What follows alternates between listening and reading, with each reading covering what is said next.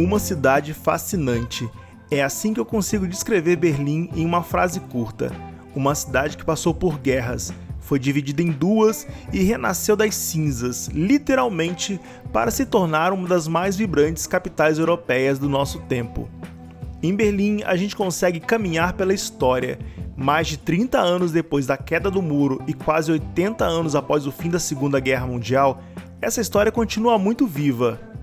Ela foi a capital do Terceiro Reich de Adolf Hitler, e quando os Estados Unidos, a França, o Reino Unido e a União Soviética venceram a Alemanha na Segunda Guerra Mundial, estes países concordaram em dividir o país em duas partes. No lado oeste ficaram os Estados Unidos, a França e o Reino Unido, e no lado leste a União Soviética, o que incluía Berlim. Entretanto, mesmo estando do lado leste, Berlim foi dividida entre os dois blocos, e assim, o bloco capitalista ficava no lado leste e o bloco socialista no lado oeste, e foi aí que começou a Guerra Fria, e certamente você estudou isso na escola. No oeste surgia a República Federal da Alemanha, capitalista, e no lado leste a República Democrática Alemã, socialista, que se tornou mais um estado soviético após a guerra, assim como muitos países do leste europeu, como a vizinha Polônia. O muro caiu em 1989 com a reunificação do país. É muita história pela frente, meus amigos. Vamos conhecer um pouquinho mais de Berlim?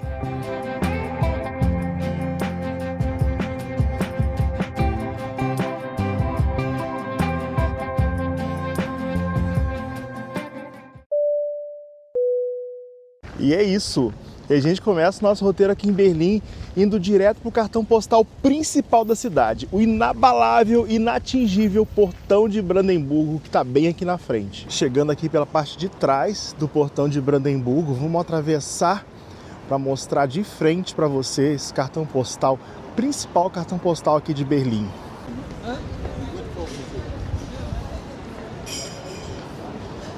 Atravessar o Portão de Brandemburgo. Gente, esse lugar tem uma história impressionante, eu vou contar para vocês agora. Ele foi construído em 1791 como um símbolo de paz. Foi testemunha de algumas das principais mudanças do mundo. Viu tropas napoleônicas, viu desfiles nazistas, bombardeios e a destruição de Berlim durante a Segunda Guerra Mundial. Um colosso de 26 metros de altura em estilo neoclássico, lembra bastante as construções da Acrópole de Atenas, como o Partenon. Em 1795, o portão ganhou a escultura de cobre que representa a deusa da vitória, e uma carruagem puxada por 4 cavalos. Porém, a estátua foi destruída durante os bombardeios da Segunda Guerra e a versão atual foi criada em 1969. Depois da guerra, o portão viu o muro de Berlim dividir a Alemanha em duas e ele ficou esquecido no lado oriental, deteriorado e abandonado. Com o movimento de unificação, o Portão de Brandemburgo foi palco de manifestações e foi ao redor dele que as primeiras partes do muro foram derrubadas em 1989. Tá aí o famoso, o icônico Portão de Brandemburgo. Não tá dando para ver direito porque tem uma reforma acontecendo, mas eu vou colocar para vocês algumas imagens que eu fiz aqui em 2015 com ele livre, lindo, brilhando, para vocês verem.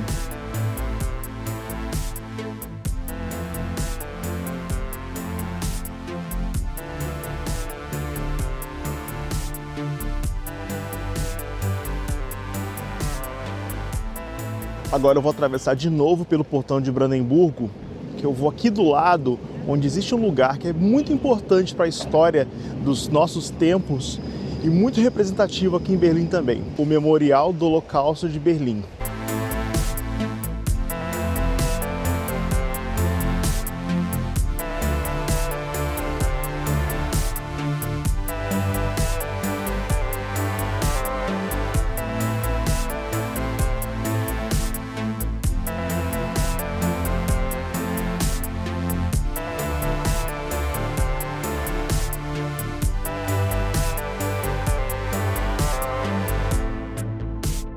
São 2.711 blocos de concreto para representar os 6 milhões de judeus que foram mortos entre 1933 e 1945 pelo Terceiro Reich de Adolf Hitler.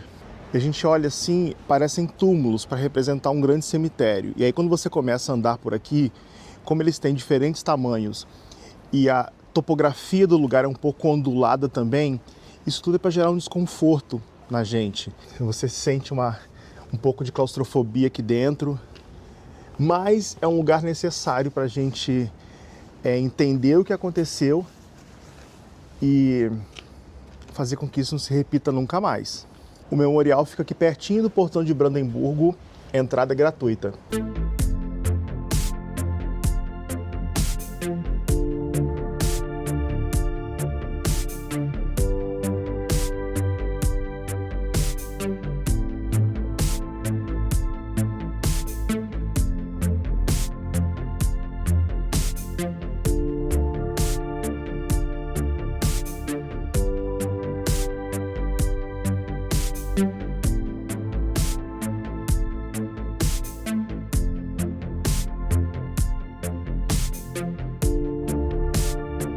E essa aqui é a Ilha dos Museus aqui em Berlim, e aqui ficam os principais museus da cidade.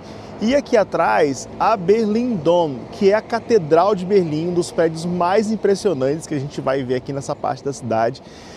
Isso aqui é parada obrigatória para quem curte arte, cultura, história da humanidade principalmente.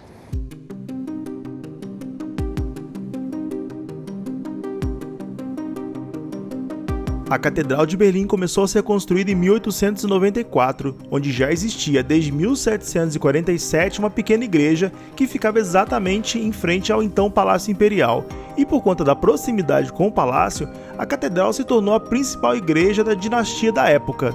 Durante a Segunda Guerra, uma bomba incendiária foi jogada na cúpula central da igreja e ela ficou praticamente destruída. Ela só começou a ser restaurada nos anos 70 e a primeira fase das obras ficaram prontas em 1983. Porém, só em 2002, 58 anos depois do incêndio, que a Catedral de Berlim ficou totalmente pronta.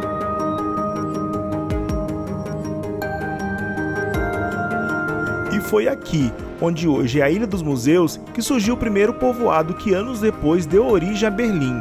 Na ilha ficam os principais museus da cidade, incluindo o Bode, o Neues e também o Pergamon. Fora da ilha, mas atrás da Berlin Dom, fica o pequeno museu da DDR, que mostra um pouco de como era a vida na Alemanha Oriental. Lá no vounajanela.com tem um artigo onde eu explico em detalhes o que cada museu oferece e como se organizar para visitar. O link está aqui embaixo na descrição do vídeo.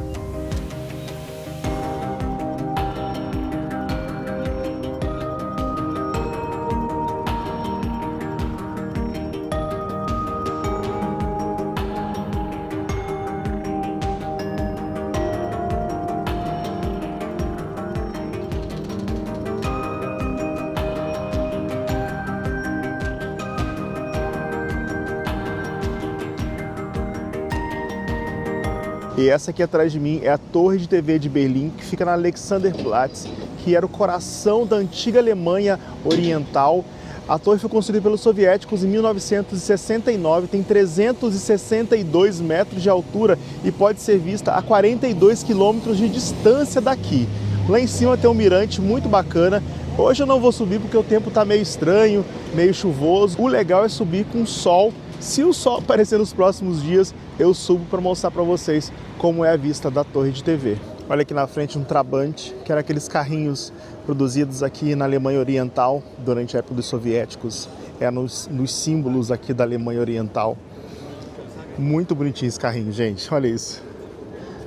Hoje isso aqui é item de colecionador, é item de museu, mas nada representava melhor a Alemanha Oriental do que esses carrinhos aqui. E essa aqui é a Alexanderplatz, que, como eu disse, era o coração da Alemanha Oriental até 1989, antes da queda do Muro de Berlim. Então aqui só pisava quem vivia aqui, quem era soviético ou quem fazia parte do bloco soviético. O ocidental aqui não pisava. E hoje a praça continua sendo o coração de Berlim, mas dessa Berlim unificada.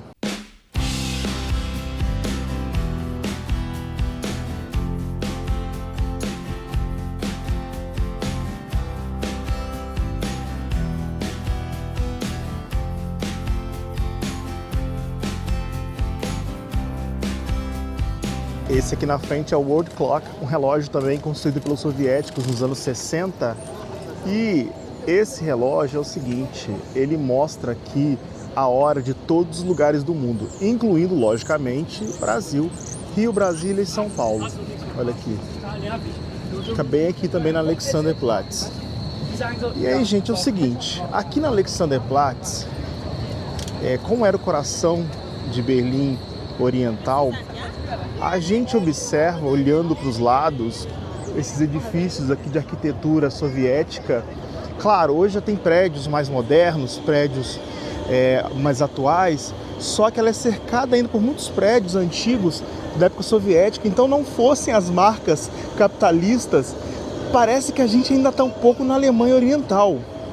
E algumas coisas que seriam impensáveis até 1989 aqui na Alexanderplatz, por exemplo, um Burger King, um McDonald's, um Starbucks, marcas americanas aqui no coração do que já foi a Alemanha Oriental.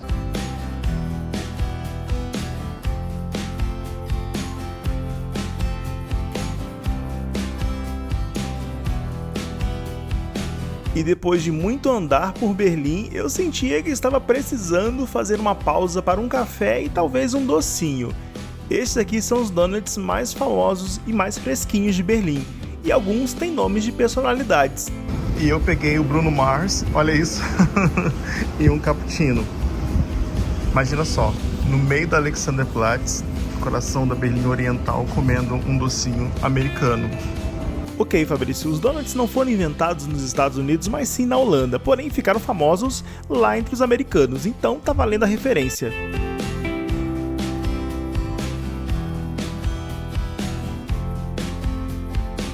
Agora eu quero mostrar uma coisa bem curiosa para vocês. Andando aqui por Berlim, em vários momentos, a gente vê no asfalto uma faixa de paralelepípedos. É isso daqui, ó. Essa faixa de paralelepípedos indica que por aqui passava o Muro de Berlim. Inclusive, ao longo dela, ainda existem alguns fragmentos do muro, como a gente pode ver esse daqui, olha, bem perto da Potsdamer Platz. O muro passava por aqui e cercava toda a cidade. Mas fica essa marca aqui atravessando a cidade para lembrar que por aqui passava o Muro de Berlim.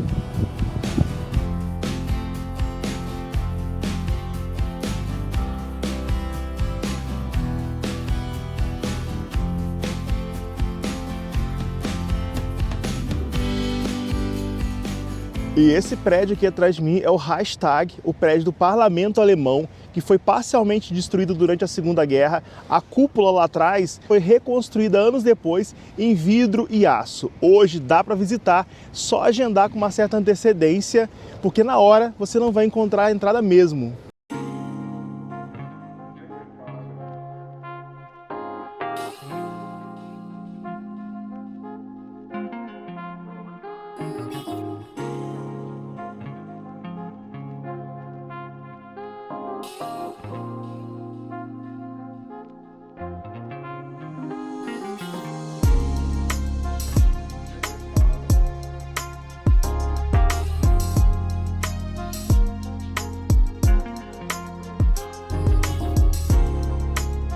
Aproveitando que eu tô aqui perto do Reichstag, uma coisa bem curiosa eu quero mostrar para vocês são esses canos coloridos aqui.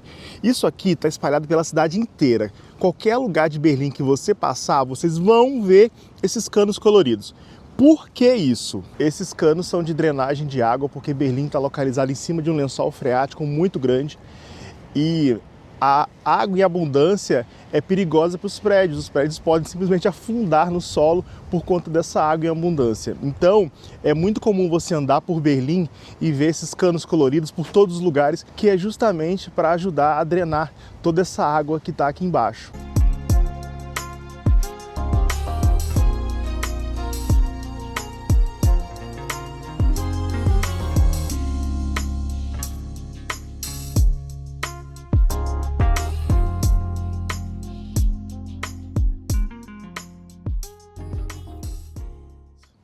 Bom dia, viajantes, segundo dia aqui em Berlim, e hoje eu vou visitar um dos lugares mais emblemáticos, mais representativos da época que a Alemanha era dividida em duas, o Checkpoint Charlie. Não sabe do que eu tô falando? Vou explicar para vocês. Após o fim da Segunda Guerra e com a divisão da Alemanha, no lado oriental ficou a União Soviética e do lado ocidental foi dividido entre a França, Reino Unido e os Estados Unidos. E para atravessar de um lado para o outro, existiam os checkpoints. O Checkpoint Charlie foi o principal ponto de passagem entre os dois lados da cidade. O ponto de verificação tem esse nome por causa da letra C, Charlie, no alfabeto fonético. Os outros pontos eram o A, Alfa e o B, Bravo.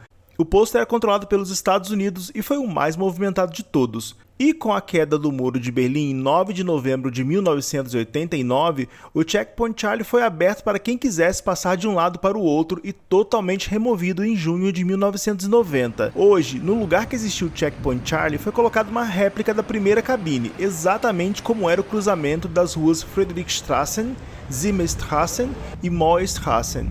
Apesar da importância histórica, é um lugar totalmente turístico. A cabine original ainda existe, ela fica lá no Museu dos Aliados, também em Berlim. Nos finais de semana, alguns atores caracterizados como soldados soviéticos e americanos interagem com os turistas, tiram fotos e carimbam os passaportes com os carimbos da época da Guerra Fria. É bem bacana. E como bom lugar turístico, a loja de souvenir do Checkpoint Charlie tem lembranças para todos os gostos e bolsos. Vale a pena entrar para dar uma olhadinha nos produtos mesmo que você não tenha intenção de comprar nada.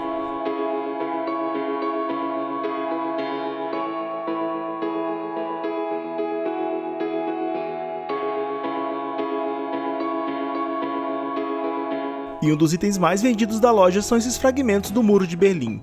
Eu comprei um pedacinho em 2015 e fico me perguntando até hoje se aquilo é original. Há quem diga que não passa de um pedaço de concreto normal só para enganar os turistas. Outro item bem vendido são as canecas com aviso de saída do setor americano.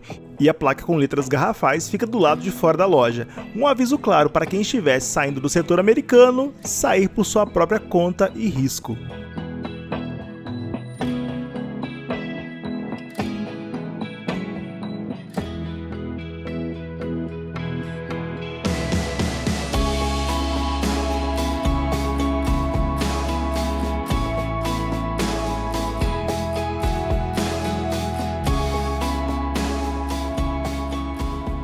Esse aqui era o prédio do Ministério da Aviação dos nazistas, construído em 1935 a pedido do Hermann Göring, que era o ministro da aviação do Terceiro Reich, do Adolf Hitler.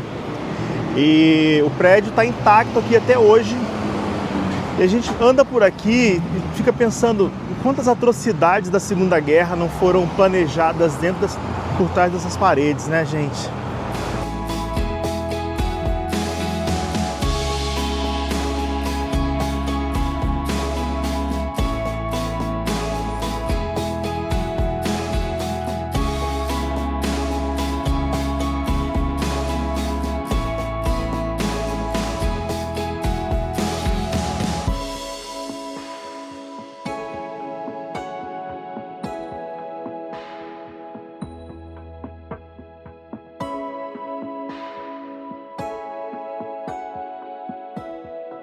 E Berlim é uma aula de história a céu aberto. A gente tem aqui um prédio muito representativo para a história da Segunda Guerra Mundial. E logo aqui na frente nós já temos o Checkpoint Charlie, que nada representa melhor a Guerra Fria e a divisão da Alemanha em duas do que o Checkpoint Charlie. Hoje, esse prédio gigante com mais de 200 cômodos, ele aqui funciona o Ministério das Finanças daqui da Alemanha. E aí a gente sai do lado do prédio, que era o Ministério da Aviação do Terceiro Reich, e aqui a gente tem uma seção imensa do Muro de Berlim. São dois universos, dois contextos históricos muito diferentes e, logicamente, um interligado ao outro que a gente tem aqui andando por Berlim. Então, por isso que eu digo, a gente gosta de história, a cabeça da gente entra em parafuso nessa cidade, porque é muita coisa para absorver ao mesmo tempo.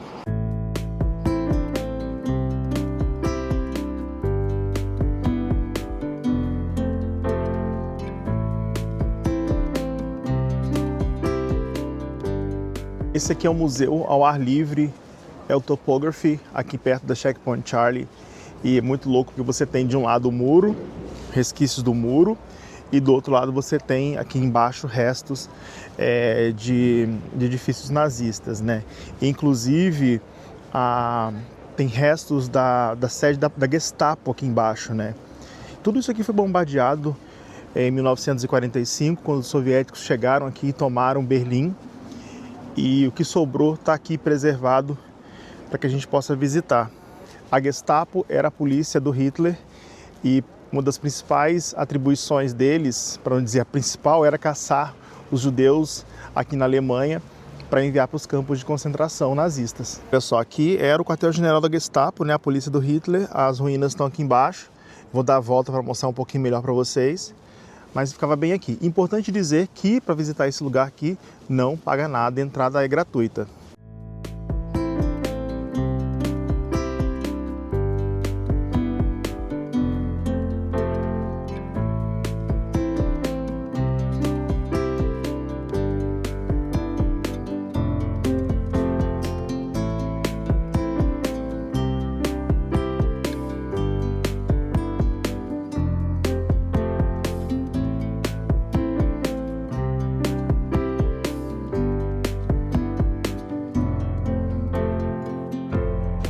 E como eu disse, nada representava melhor a Alemanha Oriental do que os Trabants. Esses carrinhos de baixo custo eram uma unanimidade nas ruas de Berlim Oriental. Trabant significa companheiro viajeiro e eles eram carinhosamente chamados de Trabi, um autêntico veículo comunista por excelência. A carroceria era feita de papelão e resina. Se ele pegasse uma chuva intensa, a carroceria ficava mole e ele simplesmente derretia. Mas era objeto de desejo em um lugar onde as pessoas não tinham acesso a veículos mais modernos. Hoje o Trabi é objeto de desejo mundo afora e em Berlim existem museus, lojas de souvenir e até passeios realizados nos carrinhos pelas ruas da cidade.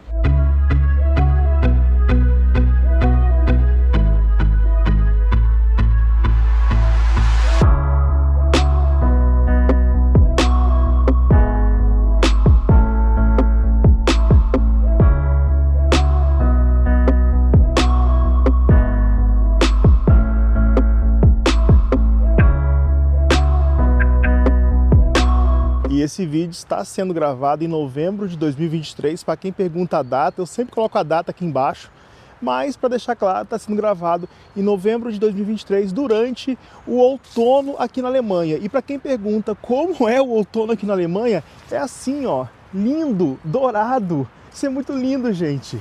E falando sobre o outono aqui na Alemanha, as árvores ficam todas assim, ó, em tom de dourado, de amarelo.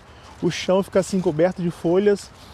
É lindíssimo o outono no hemisfério norte, em alguns lugares, especialmente aqui na Alemanha. Olha que coisa linda essas árvores, gente. Esse aqui é o Tiergarten, um parque lindão, que fica bem no meio de Berlim, atrás do portão de Brandemburgo.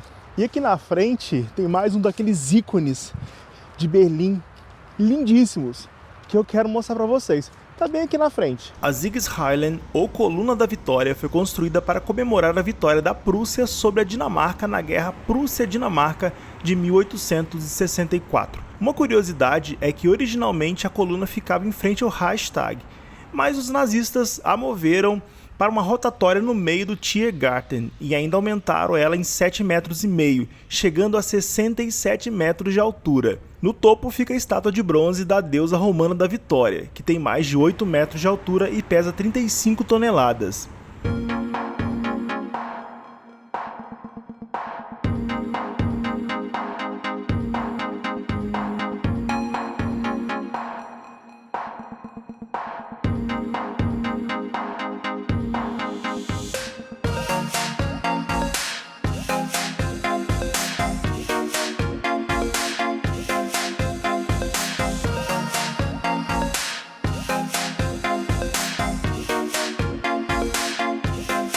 A vista lá de cima é espetacular, podemos ver a cidade em 360 graus, realmente recomendo muito que vocês subam.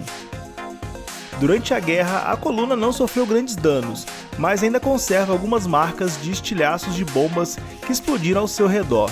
E com o fim da guerra, os franceses, que eram um dos aliados que derrotou a Alemanha, queriam a sua demolição, porém os americanos e os ingleses rejeitaram a sugestão. Que bom, pois hoje podemos apreciar este que é um dos maiores símbolos de Berlim.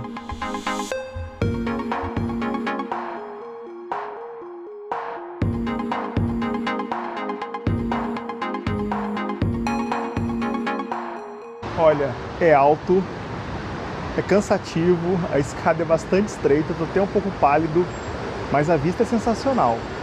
Custa 4 euros para subir e vale muito a pena. Se vocês vierem, subam. Vocês viram que é lindo lá em cima. Talvez num dia de sol, céu azul, sol, seja ainda mais bonito. Provavelmente é. Mas mesmo assim, valeu muito a pena subir esses lances infinitos de escada para ver Berlim lá de cima. Agora já é quase noite aqui em Berlim, mas 4h30 da tarde, no outono e no inverno, o sol se põe muito cedo aqui no hemisfério norte. Quanto mais ao norte, mais cedo o sol se põe, menos horas de luz durante o dia. Então já vou encerrando agora o meu segundo dia aqui em Berlim e amanhã, terceiro e último dia.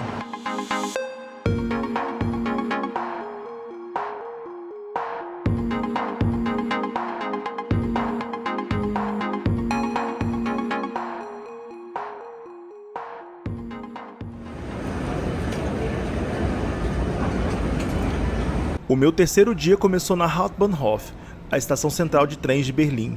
Eu peguei o S-Bahn, o trem de superfície, para ir até o lado leste da cidade, visitar uma das maiores galerias de arte ao ar livre do mundo, a East Side Gallery.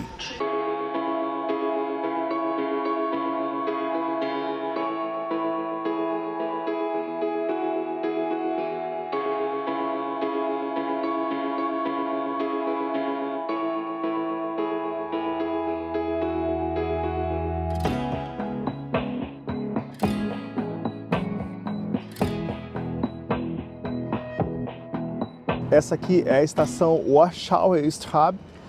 Não falo alemão, desculpa se eu estiver falando errado, me perdoem, mas é a estação mais próxima da East Side Gallery. A viagem de metrô até aqui durou 15 minutos mais ou menos, custou 3,50 euros o bilhete único. Também existem outros bilhetes, bilhete para o dia inteiro, bilhete para a semana, vai de acordo com a sua necessidade. Agora, vamos lá conhecer a East Side Gallery.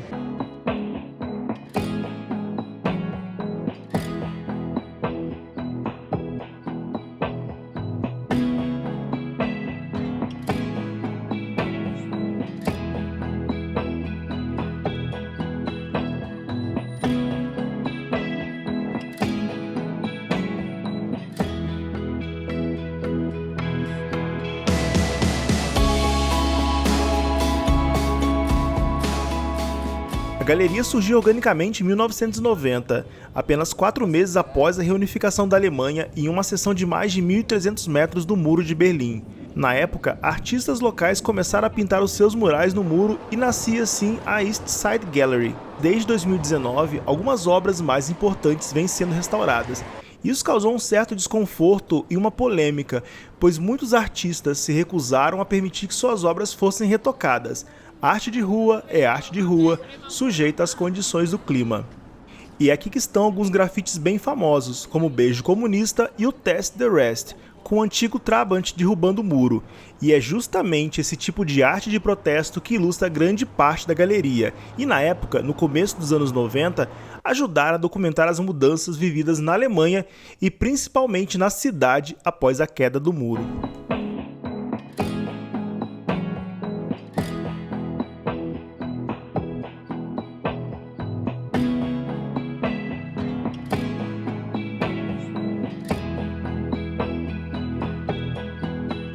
E a East Side Gallery corresponde a um trecho de mais de 1 quilômetro do Muro de Berlim que foi preservado e transformado em galeria de arte. A gente consegue visitar tanto de um lado como do outro.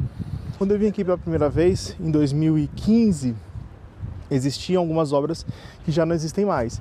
E agora existem obras novas, muitas refletindo o momento atual do mundo que a gente vive agora. E a East Side Gallery fica aqui do lado do Rio Spree.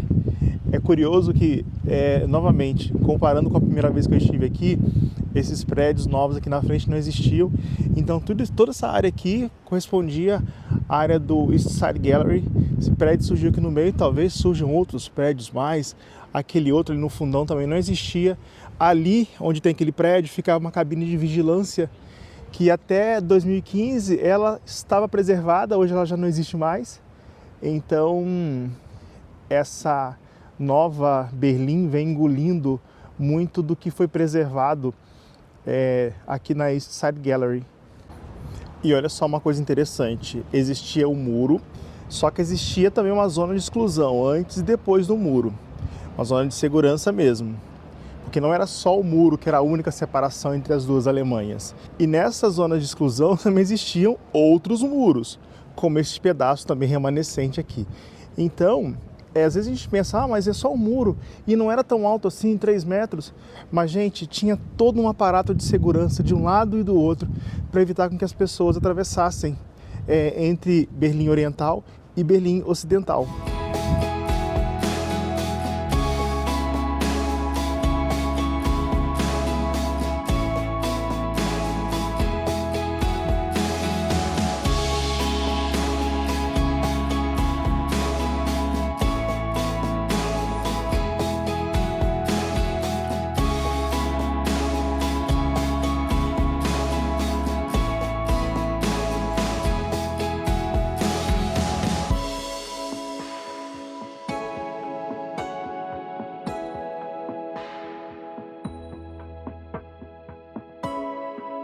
Já de volta aqui à região central de Berlim, eu quero mostrar para vocês um lugar bastante curioso e também muito polêmico.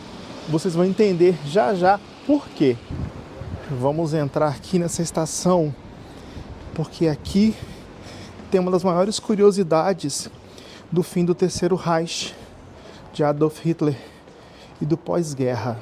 No fim da Segunda Guerra, quando Berlim foi invadida, o suntuoso prédio de mármore vermelho, onde funcionou a chancelaria do Terceiro Reich de Adolf Hitler, foi bombardeado e completamente destruído.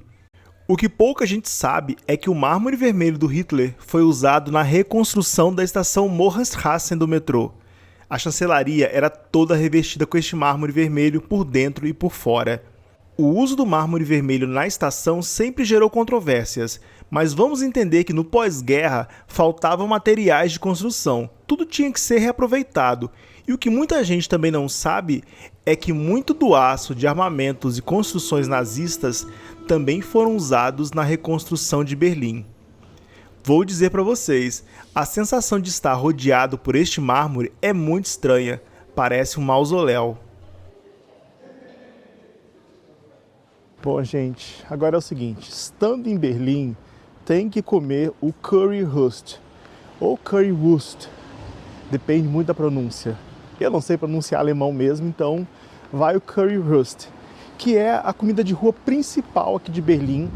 Tem gente que ama, tem gente que odeia, mas amando ou odiando, já que você está em Berlim, tem que comer. Vamos comer agora. Basicamente é uma linguiça com molho e batata frita e para acompanhar, logicamente, uma cerveja. Esse é o famoso Currywurst. Tem gente que ama e tem gente que odeia.